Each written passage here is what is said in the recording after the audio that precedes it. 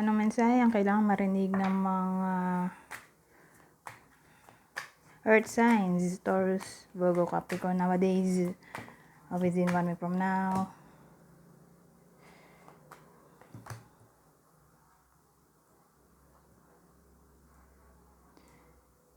So, within 1 week from now, ano yan?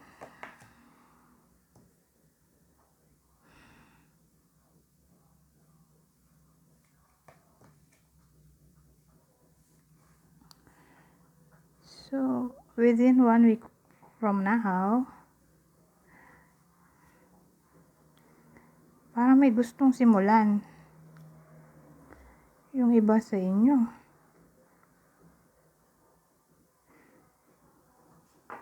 Kaya lang, takot naman at the same time. So, ngayon, dahil hindi niya alam gagawin niya, ito, wala tuloy plano. Pero may gusto siya na simulan.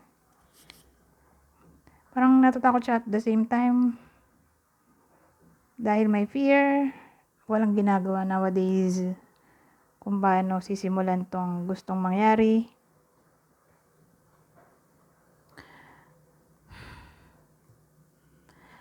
At para bang binaliwala na lang niya tong gusto niya. Gusto niyang gawin. Ano kaya yun? May crush siya. So, yung iba sa inyo may crush o may gusto. Kaya pala Ace of Wands to. Spark, diba? Passion. May crush yung iba sa inyo, kaya lang natatakot. Din at the same time na gumawa ng aksyon. So, ito, wala ngang plano. Dahil takot na ma-reject. Kaya ito, para bang binaliwala na lang niya yung feelings niya. At nag-move on. Pero again, may gusto yung iba sa inyo. Pero, wala rin naman siyang ginagawa at the same time. Para i-pursue yung gusto niya. So, ewan ko kung sino yung makaka-relate dito. So, sino kaya yung possible na gusto ng iba sa inyo?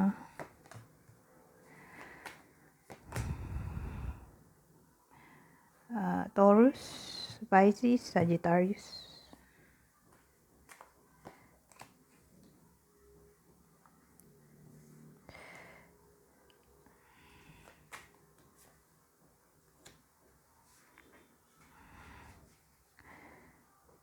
Ano yan?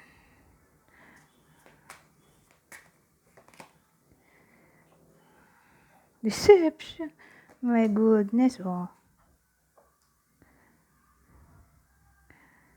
Well, kaya pala feeling trap dito. Na-shatter ang dream kasi, ayan, may deception pala. Trickery, cunning, manipulation. So, ibig sabihin, kung nangyayari na to, hindi pa rin makagawa ng aksyon. In a way na hindi pa rin maka-let go yung iba sa inyo na niloko. Pero, niloko na lang in general. Okay?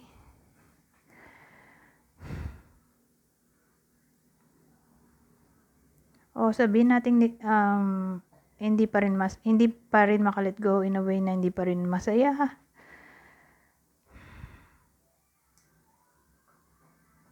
Unhappiness kasi sabi dito, devastation, misery, lack of fulfillment. Pwede nangyayari na to, mangyayari pa lang. Pero may topic tayo ng deception dito. Trickery, cunning, manipulation. So, beware. Pero kung nangyayari na to, di within 1 week from now, sad pa rin kung sino yung niloko. Hindi pa rin makamove on. So, sino kaya yung possible partner dito na nanloko? Aquarius, Capricorn. Oh, cheating na to. Deception. Napunta na tayo sa cheating. So, magkarugtong lang to. Ay, cheating. Pero more like cheating sa love kasi cups to.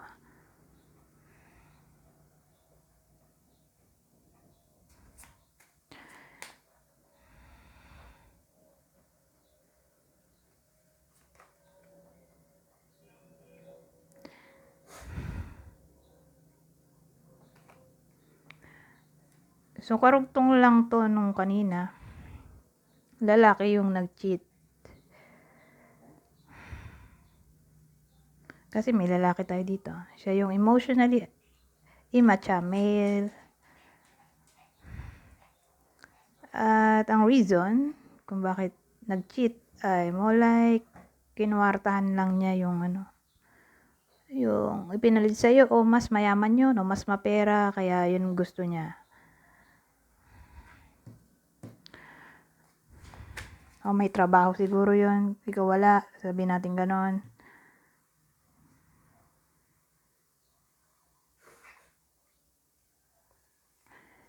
So magkarugtong lang, ito partner, Aquarius, Capricorn.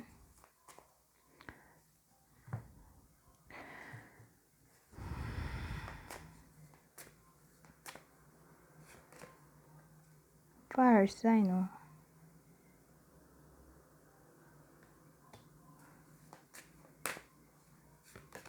Spy. Well, may nag-i-spy sa iba sa inyo fire sign. Aries, Leo, Sagittarius.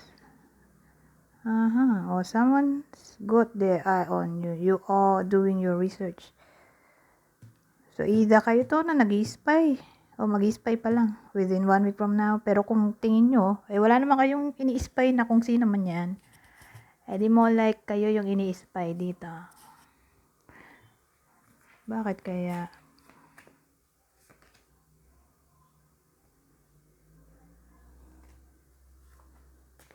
Spy dito.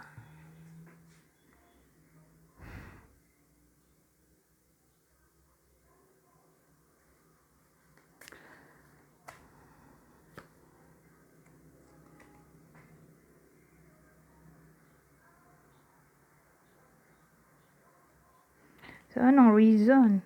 Bakit nag-i-spy to?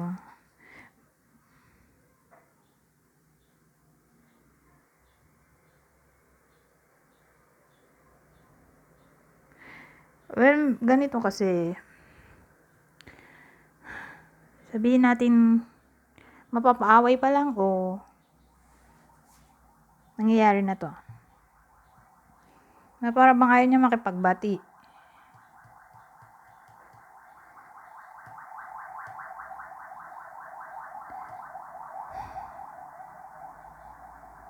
Hindi niya nakikita yung reason bakit kailangan pong magkaayos.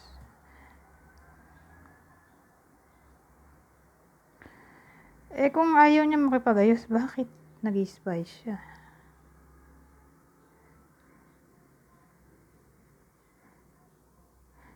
Siguro yun yung way ng pag-move on niya. Ang makahanap ng butas tungkol sa iyo na pwede niya i-chika o i-chismis. Hindi to relationship. More like kaaway. Kaaway somewhere na parang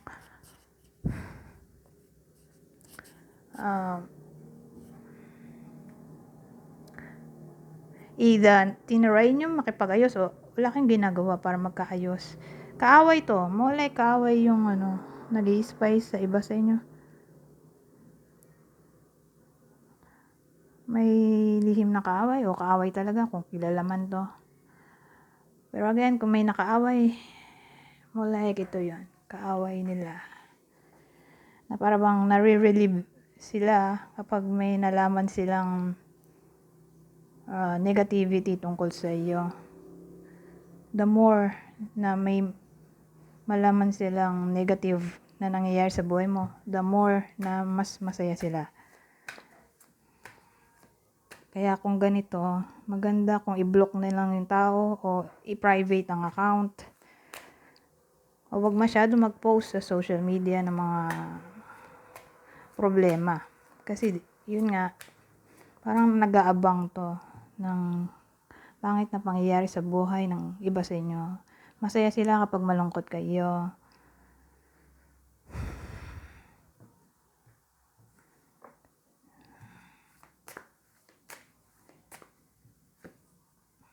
Gold digger. Oh, they want your money being used. So beware. Sa taong gold digger, ito, gambling problems with addiction o gambling, bad finances. So ayan, beware sa problema tungkol sa addiction, gambling, o financial issue, o bad finances daw eh. Pero ito, gold digger talaga. Beware yung iba sa inyo, lalo na kung may pera, baka makatrack ng gold digger o digger. Communicate, compromise, forgive, work it out. So may makikipagbati sa iba sa inyo, sino kaya to?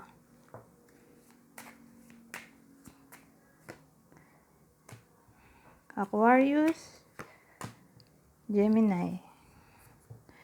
Anyways, hanggang dito na lang. Goodbye for now.